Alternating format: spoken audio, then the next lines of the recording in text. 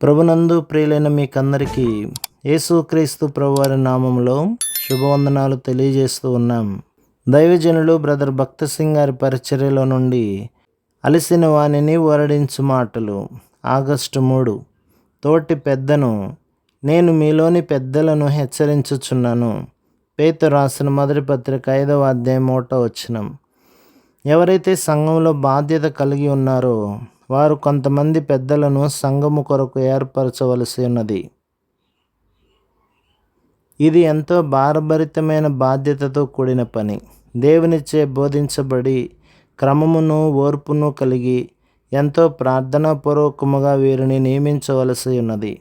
దేవుని చిత్తానుసారముగా కాక క్రమము లేని వారిని పెద్దలుగా నీవు ఏర్పాటు చేసిన ఎడల అట్టివారు సంఘములో సమస్యలకు కేంద్రముగా లేదా సమస్యలను సృష్టించువారుగా ఉందురు. చాలా సంఘములలో పెద్దలైన వారు దేవునిచే పిలువబడని వారుగా ఉండుటను బట్టి ఎన్నో సమస్యలతో బాధపడుచున్నారు. కొంతమంది తమకు తామే ముందుకు వచ్చి పెద్దలుగా వ్యవహరించుదురు. మరికొంతమంది ఆత్మీయముగా చచ్చిన స్థితిలో ఉన్న తమ స్నేహితుల ద్వారా ముందుకు నెట్టబడి పెద్దలుగా వ్యవహరించుచున్నారు.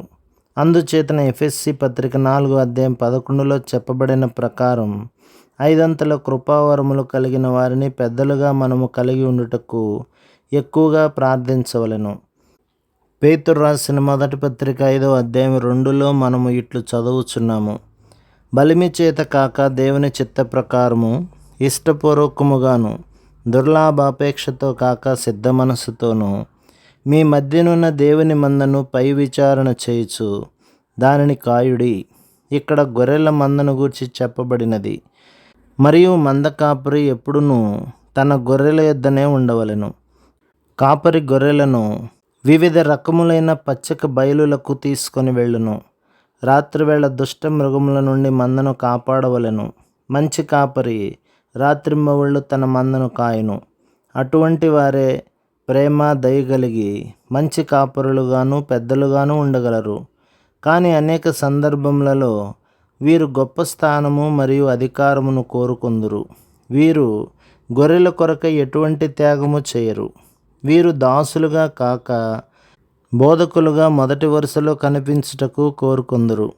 అదే పేతురు రాసిన మొదటి పత్రిక 5వ అధ్యాయం 2లో బలిమి చేత గాని దుర్లాభాపేక్షతో గాని దేవుని మందను కాయకూడదని అపోస్తలుడైన పేతురు చెప్పుచున్నాడు.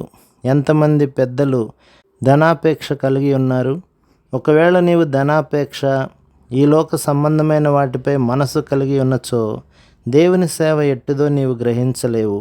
అనేక సందర్భములలో వీటి వలననే సంఘములో ఆత్మీయ గొడ్డుతనము వచ్చుచున్నది. ఇంకా పెద్ద అయిన వాడు మందకు మాదిరిగా ఉండవలెను.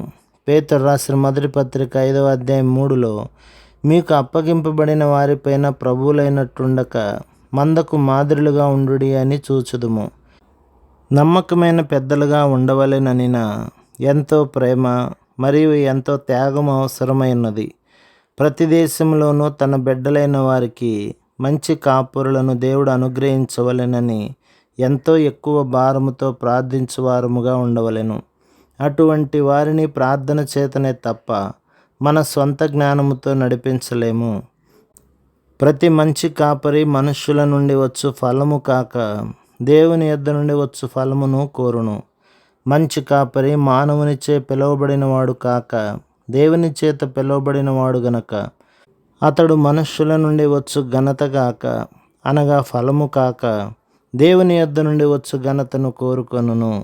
పేతురు రాసిన మొదటి పత్రిక 5వ అధ్యాయం 4లో ప్రధాన కాపరి ప్రత్యక్షమైనప్పుడు మీరు వాడబారని మహిమా కిరీటము పొందుదురు అని చూచెదము. ప్రభు మిమ్మును మీ కుటుంబమును మీ సంఘమును దీవించి ఆశీర్వదించునుగాక. ఆమేన్.